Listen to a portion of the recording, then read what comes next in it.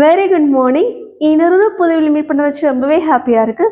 இன்னைக்கு வீடியோ எதை பற்றின்னு கேட்குறீங்களா? அப்பார்ட்மெண்ட் வாங்கணும்னு முடிவு பண்ணிட்டீங்களா? இப்போ தான் ஃபர்ஸ்ட் டைம் ஒரு வீடு வாங்கணுன்ற முயற்சியில் இறங்கியிருக்கீங்களா? அப்போ இது உங்களுக்கான வீடியோ தான். வீடு வாங்குறதுக்கு முன்னாடி சில விஷயங்களை கவனிக்கணும். வீடு பேசி முடிச்சுட்டா ஏற்கனவே இருக்க ஓனர்ஸ் இருக்காங்களா, எக்ஸிஸ்டிங் ஓனர் அவங்க கிட்ட இருந்து சில டாக்குமெண்ட்ஸை வாங்கி வெரிஃபிகேஷன் பர்பஸ்க்காக லாயர்கிட்ட கொடுக்கணும். இந்த விஷயங்கள் ரொம்ப ப்ராப்பராக நடந்தால் தான் வீடு வாங்கினதுக்கு அப்புறமும் சட்ட ரீதியாக நமக்கு எந்த ஒரு சிக்கலும் வராமல் நம்ம நிம்மதியாக அந்த வீட்டில் நம்ம குடும்பத்தோட வாழ முடியும். அப்புறம் என்னென்ன டாக்குமெண்ட்ஸ் வந்து ஏற்கனவே இருக்க ஓனர்கிட்ட வாங்கி வெரிஃபிகேஷன் பர்பஸ்க்காக லாயர்கிட்ட கொடுக்கணுன்ற முத கூட எல்லாமே நான் கவர் பண்ணியிருக்கேன். ஸோ நீங்கள் வீடு வாங்க போறீங்கனாலும் சரி, இல்லை வீடு வாங்குற ஐடியா இருந்தாலும் சரி, இந்த வீடியோ உங்களுக்கானதான். ஸ்கிப் பண்ணாமல் பாருங்கள். வாங்க வீடியோக்குள்ளே போகலாம். ஃபியூ இயர்ஸ் பேக் வந்து நம்ம ஒரு ப்ரோக்கர்ஸை பார்ப்போம். டைரக்ட் கான்டாக்டாகவே இருக்கும்.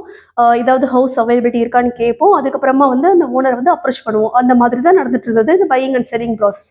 பட் இப்போ இருக்க காலகட்டத்தில் எப்படி மாறிடுச்சு அப்படின்னா எல்லாமே ஆன்லைனில் தான் செக் பண்ணுறோம். ஃபார் எக்ஸாம்பிள் நம்ம நம்பகத்தன்மை வாய்ந்த ஒரு வெப்சைட்ஸ்னா நோ புரோக்கராக இருக்கட்டும், ஸ்கொயர் யார்ட்ஸாக இருக்கட்டும், மேஜிக் பிரிக்ஸாக இருக்கட்டும், இந்த மாதிரி வெப்சைட்டில் வந்து நம்ம சைன் அப் பண்ணிவிட்டு ஒரு 6 மந்த் பிளானோ ஒன் இயர் பிளானோ எடுத்துக்கிறோம். அதுக்கப்புறமா வந்து ப்ராப்பர்ட்டிஸ் வந்து சர்ச் பண்ண ஆரம்பிக்கிறோம். ஸோ அதுதான் இப்போதைக்கு யூஸ்ஃபுல்லாக நடந்துட்டு இருக்கு. இது என்ன சிக்கல் அப்படின்னா, நம்ம இப்போ ஒரு ப்ராப்பர்ட்டியை வந்து ஷார்ட் லிஸ்ட் பண்ணிட்டோம் அப்படின்னா அந்த ப்ராப்பர்ட்டி கீழே வந்து ஓனர் நேம் கொடுத்துருப்பாங்க. அந்த ஓனர் நேம் பார்த்துக்கோங்க. ப்ளஸ் அவங்களோட செல் நம்பரும் கொடுத்துருப்பாங்க. நீங்கள் அவங்களுக்கு கால் பண்ணி அவங்க ரியல் ஓனரான்றதை ஃபஸ்ட்டு வந்து உறுதிப்படுத்திக்கோங்க. ஏன் அப்படின்னா இப்போ இருக்க சூழ்நிலையில் வந்து நோ புரோக்கராக இருக்கட்டும், ஸ்கொயர் யார்ட்ஸாக இருக்கட்டும், மேஜிக் பிரிக்ஸாக இருக்கட்டும், இல்லை இன்னும் பல வெப்சைட்ஸாக இருக்கட்டும், என்ன பண்ணுறாங்க அப்படின்னா அந்த ஃபோட்டோஸ்லாம் வந்து சேம் பில்டிங் அதெல்லாம் போட்டுறாங்க. போட்டுட்டு ஓனர் நேம் கூட உண்மையாக கொடுத்துறாங்க.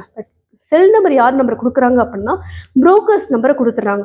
ஸோ நீங்கள் கால் பண்ணால் நேராக புரோக்கர்ஸ்க்கு போகும். அவங்க ப்ரைஸை வந்து கம்மியாக கோட் பண்ணுவாங்க. அதை பிலீவ் பண்ணி நீங்களும் சைட்டை வந்து பார்க்க வரேன்னு சொல்லிடுவீங்க.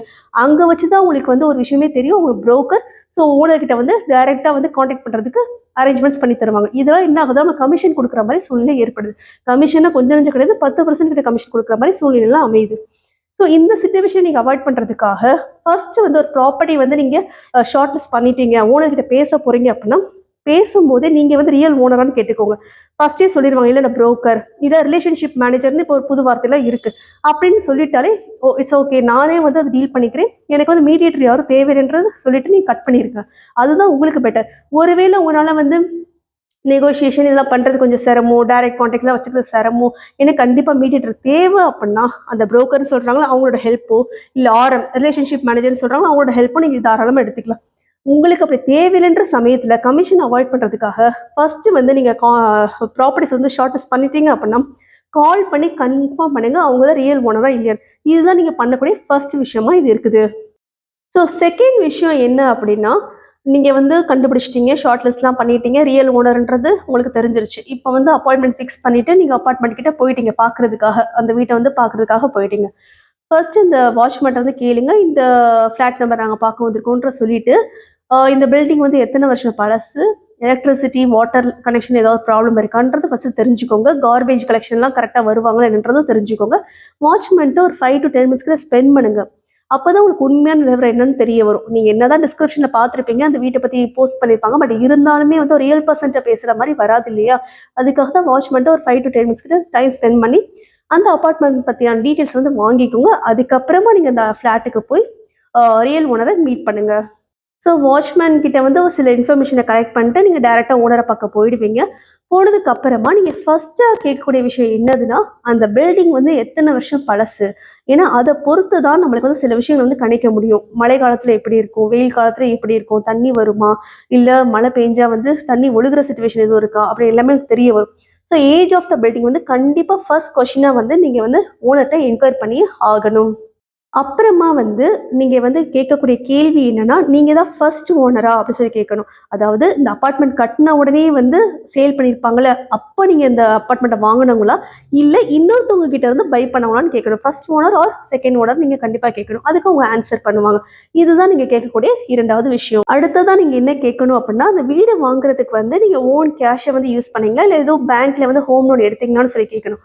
ஓன் கேஷ் யூஸ் பண்ணி தான் நான் வந்து இந்த வீடு வாங்கினேன்னு சொல்லிட்டாங்கன்னா ஒன்றும் பிரச்சனை கிடையாது, விட்டுருங்க. அப்படி இல்லை நான் ஹோம் லோன் எடுத்து தான் இந்த வீடை வாங்கினேன்னு சொன்னாங்கன்னா, ஹோம் லோன் வந்து எந்த பேங்க்ல எடுத்தாங்கன்னு தெரிஞ்சு வச்சுக்கோங்க. ஏன்னா பொதுவாக வந்து தேசியமயமாக்கப்பட்ட வங்கியில் லோன் எடுத்திருந்தாங்க அப்படின்னா ஆல்ரெடி வந்து டாக்குமெண்ட்ஸ்லாம் ப்ராப்பராக வெரிஃபிகேஷன் நடந்து முடிஞ்சிருக்கும். ஏன்னா நிறைய பிரைவேட் செக்டர் பேங்க்ஸ்ல வந்து ப்ராப்பர்ட்டி டாக்குமெண்ட்ஸை வந்து ஒழுங்காவே வெரிஃபிகேஷன் பண்ணாம லோனை வந்து இஷ்யூ பண்ணிடுறாங்க. அதுவே பிற்காலத்துல வந்து பையருக்கு ரொம்ப தலைவலியா அமைஞ்சிருது. அதுக்காக தான் இந்த விஷயத்த நான் சொல்றேன்.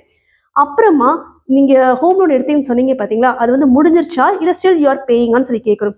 இல்ல எனக்கு முடியல, முடிஞ்சிருச்சுன்னா ரொம்ப சந்தோஷம், முடியல நான் இன்னும் கட்டிட்டு இருக்கேன்னு சொன்னா அந்த மாதிரி வீடை வாங்குறதுக்கு 2வது தடவை ஒரு தடவை யோசிங்க. ஏன்னா பொதுவா ஒரு வீடு வாங்குறதுக்கு முன்னாடி அந்த வீட்டுல வந்து எந்த ஒரு கடனும் இல்லாம பாத்துக்கோங்க. ஏன்னா ஆல்ரெடி நம்மளே வந்து ஹோம் லோன் எடுத்துட்டு போற சுச்சுவேஷன் அமையலாம். அதுக்காக தான் சொல்றேன். ஸோ வேற சிச்சுவேஷனே இல்ல அந்த மாதிரி சமயத்துல ஓகே நீங்க போங்க. பட் வந்து கன்வர்ஷன் இருக்கும் பாத்தீங்களா, அவங்க ஏற்கனவே கட்டிட்டு இருக்க லோனை வந்து உங்க பேர்ல மாத்தி விடுவாங்க.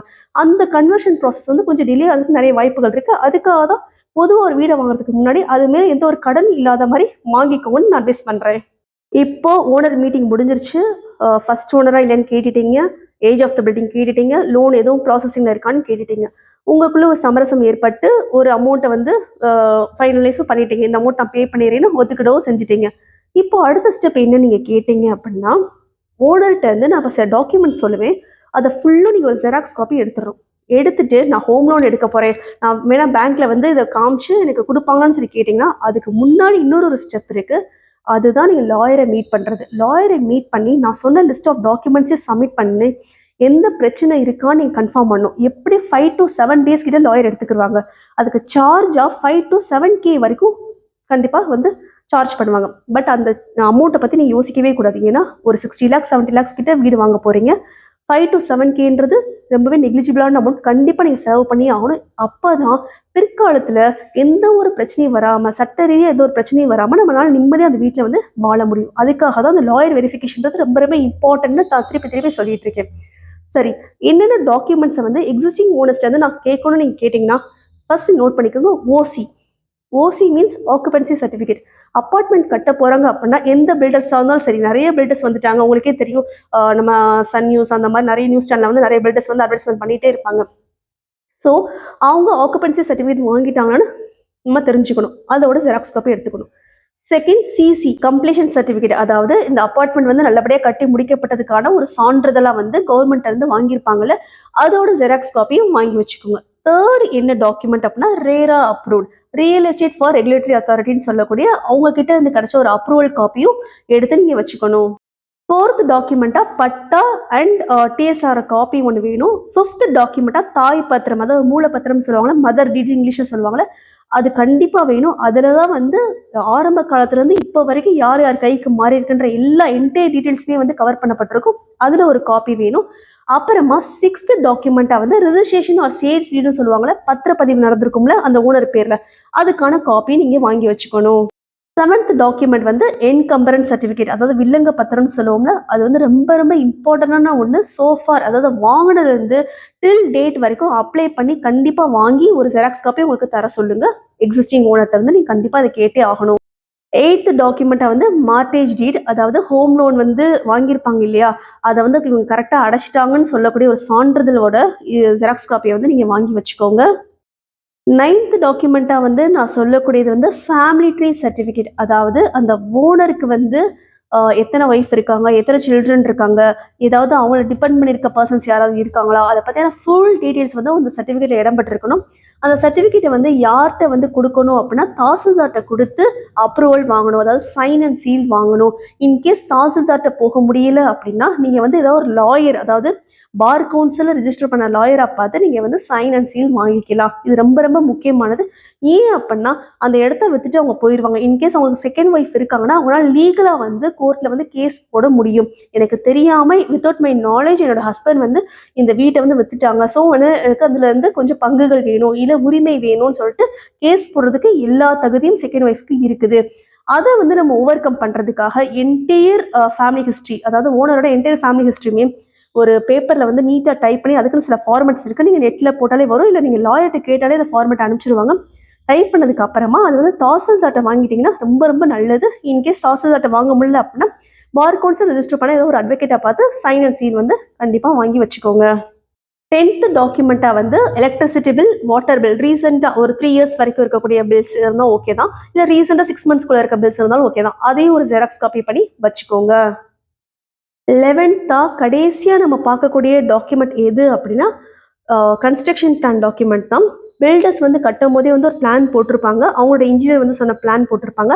அதை வந்து டிடிசிபி, அதாவது directorate of town country planning வந்து அப்ரூவல் கொடுத்துருக்கணும். அந்த டாக்குமெண்ட் ஒரு ஜெராக்ஸ் காப்பி வச்சுக்கோங்க.